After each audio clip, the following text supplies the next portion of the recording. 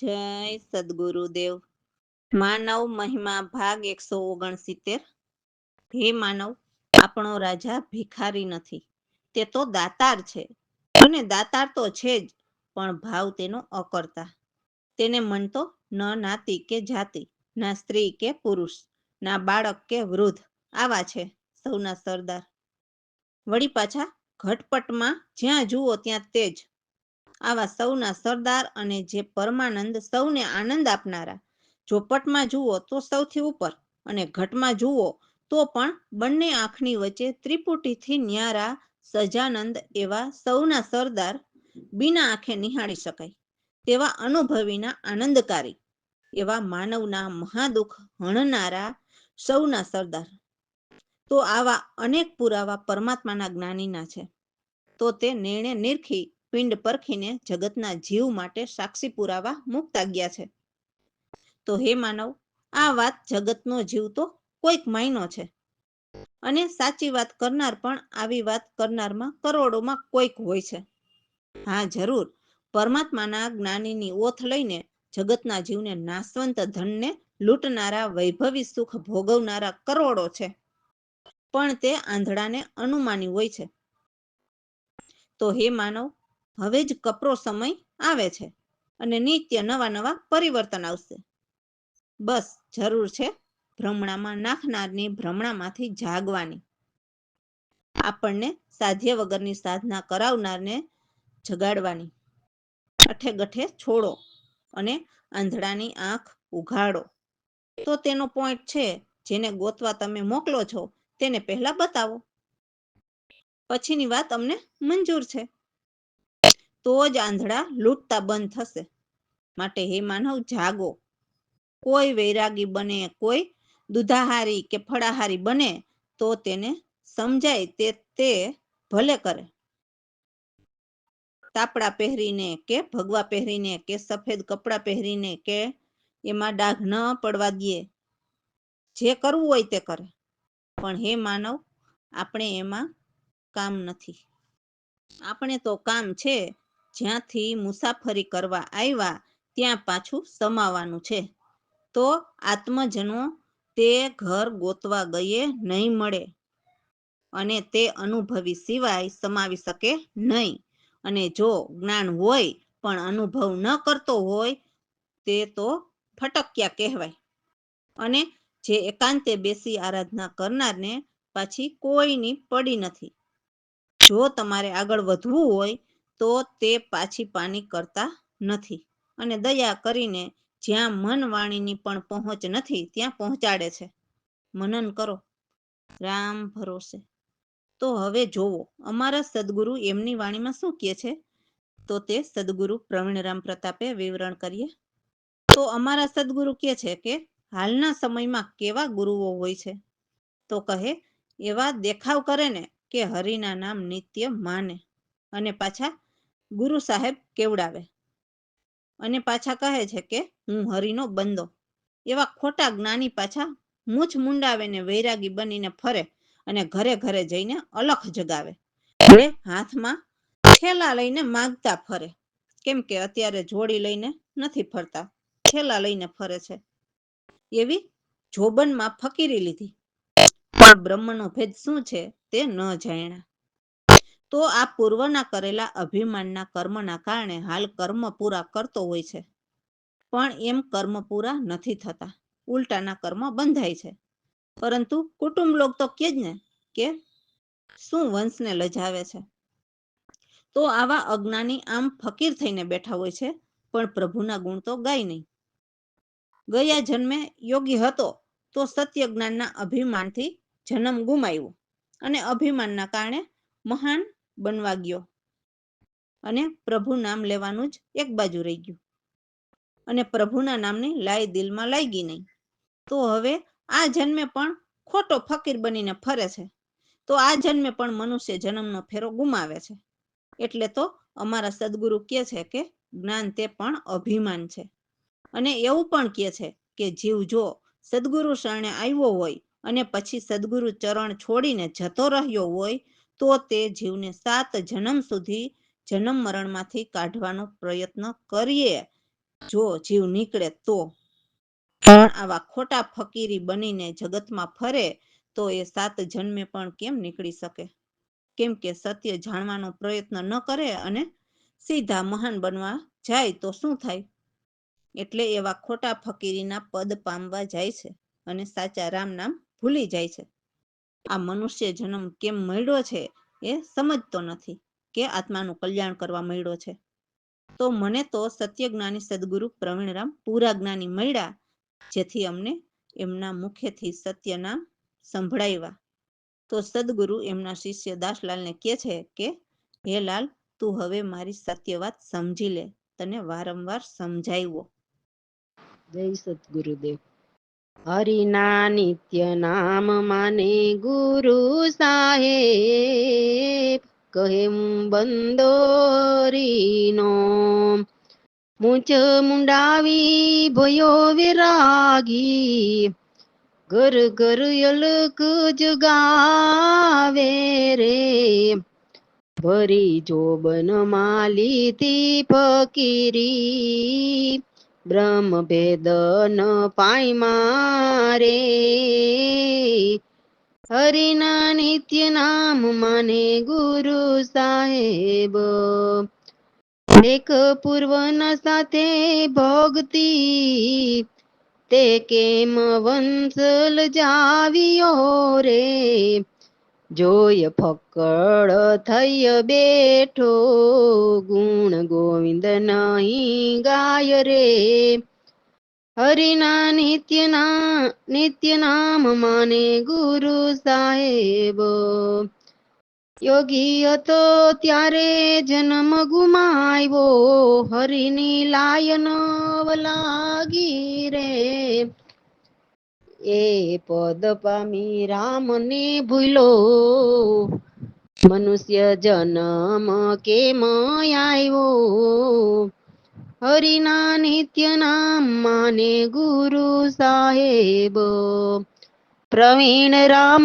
ગુરુ મળ્યા પૂરા, સન્મુખ નામ સંભળાવ્યા રે, દાસલાલ સમરી લે સાહેબ, વારંવાર સમજાવ્યો રે, હરિના નિત્ય નામ માને ગુરુ સાહેબ રે. રામ ભરોસે. તો શિષ્ય કહે છે કે, હે પ્રભુ, હું તમારા નામ કેવી રીતે લઉં?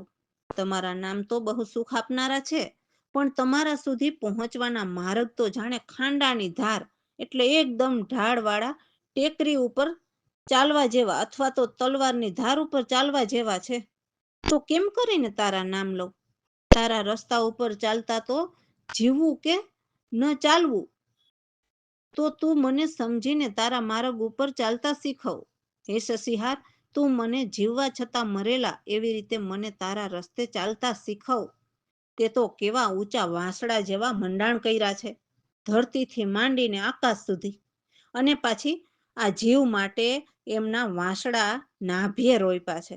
એટલે નાભીએ 5 તત્વ અને 3 ગુણ, એ આઠેયના આધારે સુરતાના તાર ચાલે છે, અને એ તારનો છેડો છેક આકાશથી પરમાત્માની સાથે જોડાયેલો છે. તો જ્યારે સુરતા ભજન કરતા શ્વાસાને અંદર ભરે છે અને ઉપર ચઢાવે છે, ત્યારે હે પ્રભુ, તારો તાર મળે છે. એમાં ત્યાં પહોંચવામાં 5 તત્વ આડા ફરે છે, કેમ કે જેવું તત્વ ચાલે તેવા તત્વ ઉપર મન બેસે છે. તો એમાં પૃથ્વી અને જળ તત્વ ચાલતું હોય તો સુરતાના દોર પ્રભુ સુધી પહોંચી જાય છે, અને આકાશ, અગ્નિ કે વાયુ તત્વ ચાલતું હોય તો સુરતાના દોર પ્રભુ સુધી પહોંચતા નથી, કારણ કે તે બાધા પહોંચાડે છે. એટલે તો કહે છે કે ભક્તિ ખાંડાની ધાર છે. અને હા, એટલેથી થોડું પૂરું થઈ જવાનું છે. સત્ય ભક્તિ કરવામાં તો કુટુંબ, ઘર, પરિવાર પણ આડા પડે છે. એટલે આ ત્રણેય લોકના તાપ દુઃખદાયક છે, જે બહુ જ તાપ આપે છે. આંખમાં ઊંઘ પણ નથી આવતી, અને આંખના ડોળા પણ રડી રડીને બહાર આવે છે. ભણવું ગણવું એ તો સહજ, એથી પણ જે સહજ રામ નામના સમરણસાર છે, તો એ નિર્ગુણ નાવ ઉપર વિકટ વ્યવહાર બહુ કઠિન છે, પણ એ જ સમજાઈ જાય પછી એ જ સહજ છે. તો સદગુરુ પ્રવીણ રામે મારા પર દયા કૃપા કરી, જેથી મને સારા વિચાર દીધા. અને દાસલાલ કહે છે કે મારા સદગુરુના ચરણ મારા આધાર છે, કેમ કે મને પ્રભુના વિકટ માર્ગ પર સુરતા ભજન આપીને ચાલતા શીખવ્યું. જય સદગુરુદેવ. એકે મલવરી તારું નામ, તારો પંથ ખાંડાની ધાર રે, ના જેવું ના ચાલવું રે, સમજી લે સસિહાર, કે મલવરી તારું નામ રે, નભીએ રૂપિયા વાસડા રે, ધરતી ને આકાશ, રસમાં ભરતી ફરી રે, મળે તારો તાર કેમ લવરી તારું નામ રે, પાંચ તત્વ આડા ફરે, દુઃખ દિયે ત્રણેય તાપ રે, આંખમાં નિંદર દુર્લભ રે, આવે બારોબાર રે, કેમ લવરી તારું નામ રે,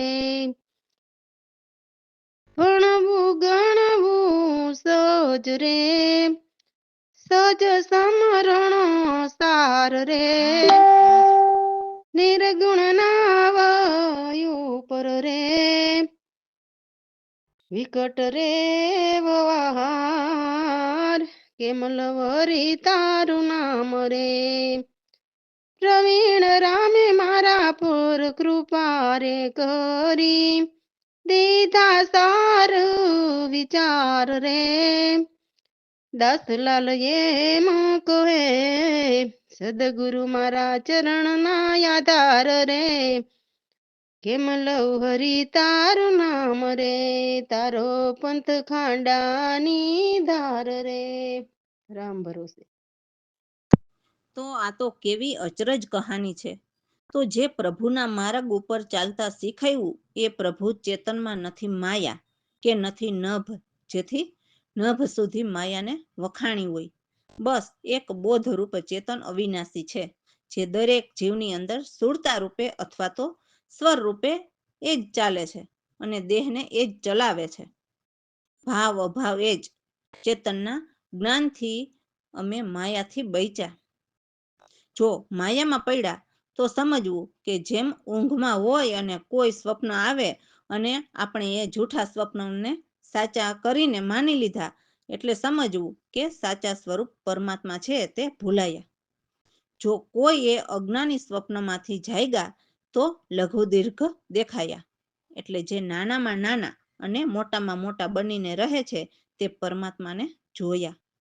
તો અજ્ઞાન રૂપી નિંદ્રામાંથી જાગ્યા તો જ્ઞાનની ત્રિપુટીના તાળા તૂટી ગયા, અને એથી પર એ જે આપણા છે એ જ આપણે છીએ એ વાત સમજમાં આવી. જો કોઈ અંધકારમાંથી બહાર નીકળીને પછતાઈને મનન કરે કે સત્ય શું છે, તો સત્ય વસ્તુ આગળ ઠહેરાયેલી જ છે. પછતાવું નહીં, પસ્તાવું એ પણ માયાના જ કૃત જાણ્યા.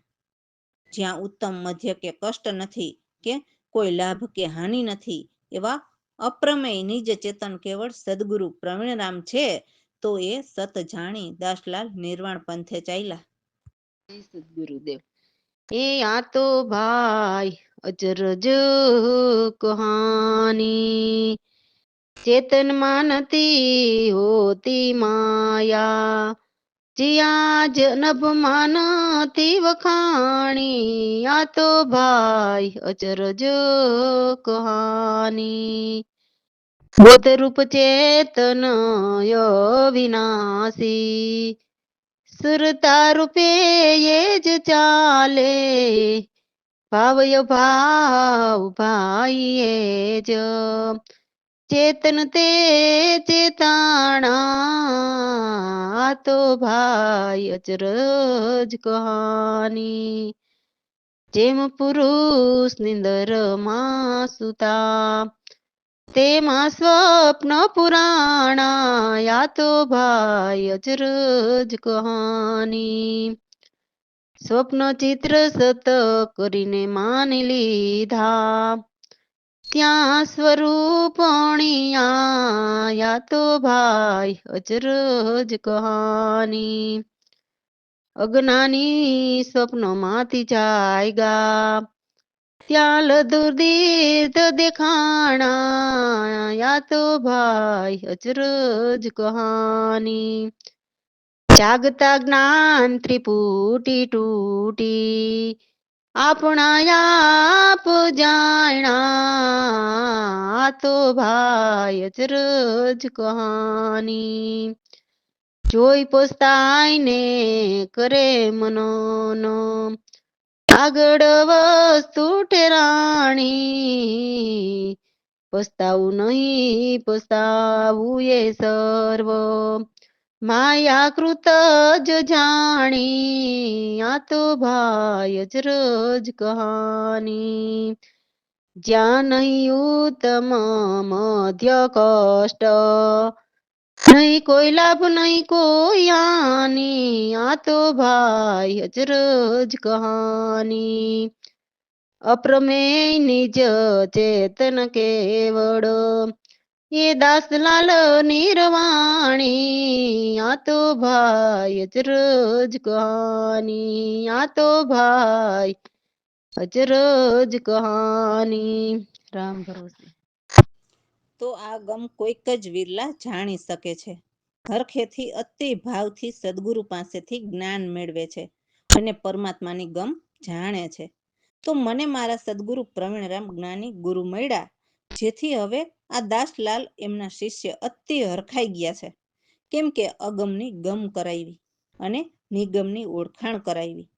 તો મારા સદગુરુ પ્રવીણરામ બહુ જ દયાળુ કૃપાળુ છે, જે ભવસિંધુથી પાર ઉતારે છે.